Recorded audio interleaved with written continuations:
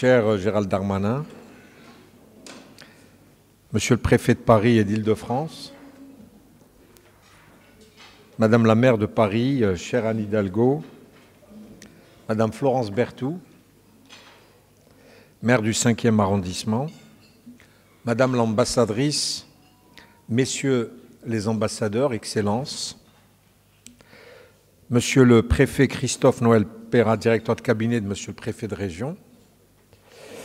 Madame la préfète Magali Charbonneau, directrice de cabinet de Monsieur le préfet de police de Paris, Monsieur Emmanuel Grégoire et Madame Karen Tayeb, que je n'ai pas vue, Madame Pascale Léglise, directrice des libertés publiques et des affaires juridiques au ministère de l'Intérieur, Monsieur Mathieu Ringot, conseiller immigration et culte de Monsieur le ministre de l'Intérieur, Monseigneur Laurent Ulrich, Monsieur Anthony Bousmart, cher ami, président de l'Union des bouddhistes de France, cher Moshe Lewin, le père Jean-François Bourg, directeur du service national pour les relations avec les musulmans, Monsieur Anwar Bibesh, président du Rassemblement des musulmans de France, Monsieur Hadj Moro Dramé, président de la Fayaka, et son secrétaire général, le frère Hassani Fessassi, Madame Najat Ben Ali, rectrice de la mosquée du 15e arrondissement de Paris, Madame la rectrice, Mesdames et Messieurs les représentants et les imams de la grande mosquée de Paris et de sa fédération, Mesdames, Messieurs, chers amis, d'abord, permettez-moi de vous souhaiter la bienvenue ce soir à la grande mosquée de Paris. Votre participation à l'iftar des ambassadeurs des pays musulmans est un immense honneur pour l'institution que je dirige. En 2022, j'avais imaginé et organisé la première édition de cet événement en présence déjà de M. Gérald Darmanin, ministre de l'Intérieur, à qui je renouvelle ma profonde gratitude, cher Gérald. Dès le départ, j'ai souhaité faire de cette soirée une tradition de la Grande Mosquée de Paris, conforme à son histoire, à sa mission, à ce qu'elle a toujours représenté aux yeux du monde musulman, aux yeux de la France, en se situant au croisement de ses regards. Certes, les relations entre la France et les pays d'islam fluctuent au gré de circonstances particulières et ponctuelles. Mais ce soir, il est important de retenir que la France entretient des liens constructifs avec nombre de pays musulmans dans tous les domaines culturels, éducatifs et économiques. Si la République française est laïque, elle respecte pleinement la liberté de religion et d'exercice du culte, et elle ne favorise aucune religion par rapport à une autre. L'État se trouve néanmoins concerné par le débat sur la place de l'islam dans la société française. En 2022, l'État a soutenu la création du Forum de l'Islam de France, le FORIF, et l'a pensé comme une nouvelle interface permettant de mieux inscrire le culte musulman dans les spécificités des principes et des valeurs de notre pays. La Grande Mosquée de Paris est totalement engagée dans ce travail du FORIF et dans ce processus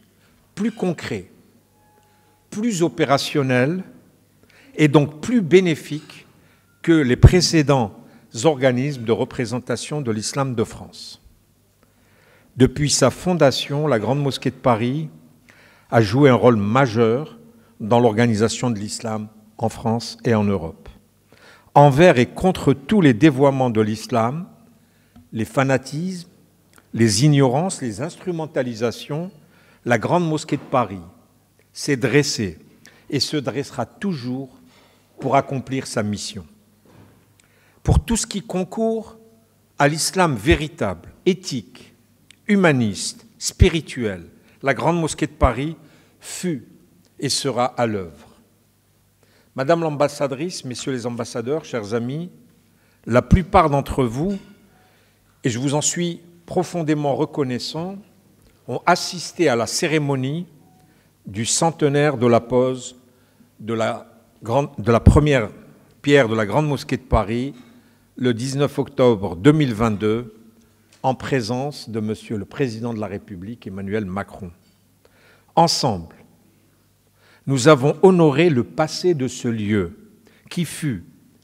un geste de reconnaissance de la République française pour les dizaines de milliers de soldats musulmans morts en protégeant la France au cours de la Première Guerre mondiale et un geste de respect et d'amitié pour l'islam et pour les musulmans. À leur mémoire, une plaque a été inaugurée par Monsieur le Président de la République lors de sa visite le 19 octobre 2022. Notre rassemblement à cette date et celui d'aujourd'hui ne sont pas dénués de sens. Ils nous disent que l'islam au dogme unique, mais aux expressions diverses, qui a tant apporté à l'universel, qui a fait la richesse de tant de régions du monde à travers les siècles, peut s'épanouir en Europe et particulièrement en France.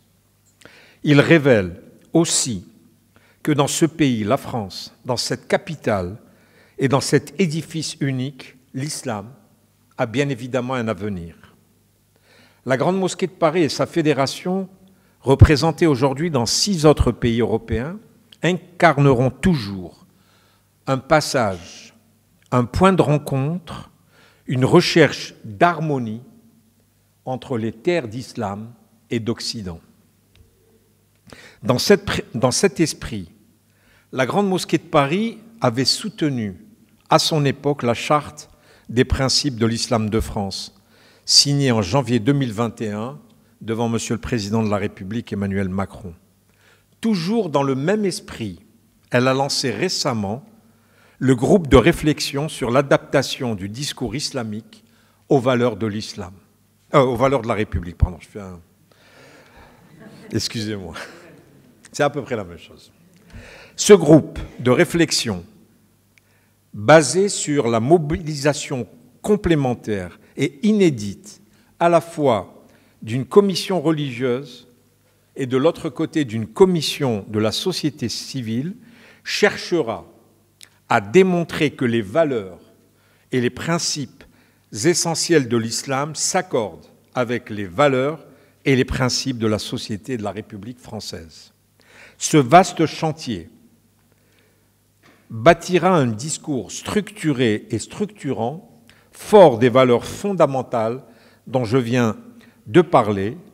fort d'une exégèse éclairée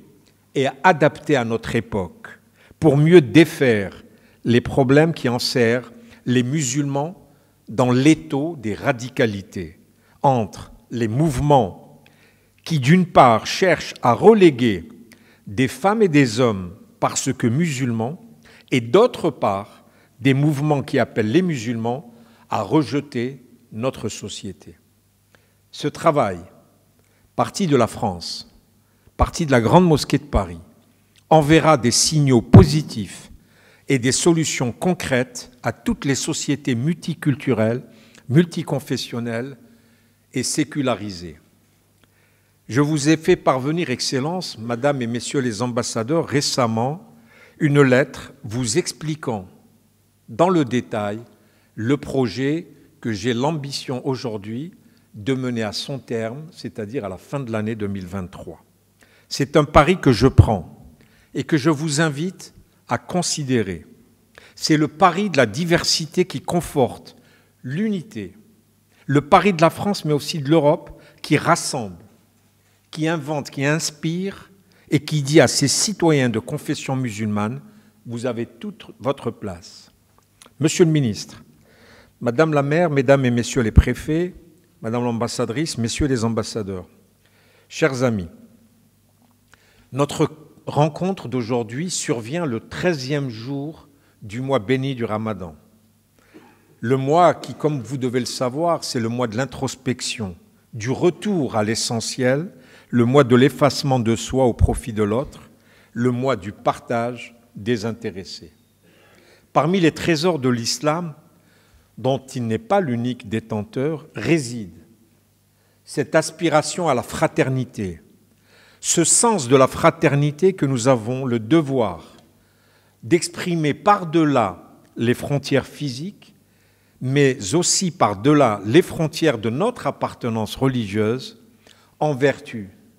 de notre richesse commune qui est notre humanité. Chaque soir de ce mois de Ramadan, la Grande Mosquée de Paris distribue plus de 3500 repas solidaires à celles et ceux qui en ont besoin, de manière indifférenciée, croyants ou non, dans plus de 25 villes de France. C'est pour moi une fierté, car il s'agit à la fois d'une action utile et surtout d'un message. Les musulmans, en France, peuvent agir pour le bien commun. Ils portent en eux, à travers leur religion, une valeur universelle, de celle qui dépasse nos différences, parce qu'ils sont partie prenante de la société, parce qu'ils croient en leur Créateur et parce qu'ils croient que leur Créateur a donné à chaque être humain la capacité de réparer les discordes du monde et d'aspirer à la paix. Je vous remercie et vous souhaite un agréable iftar. Merci à toutes et à tous de votre présence.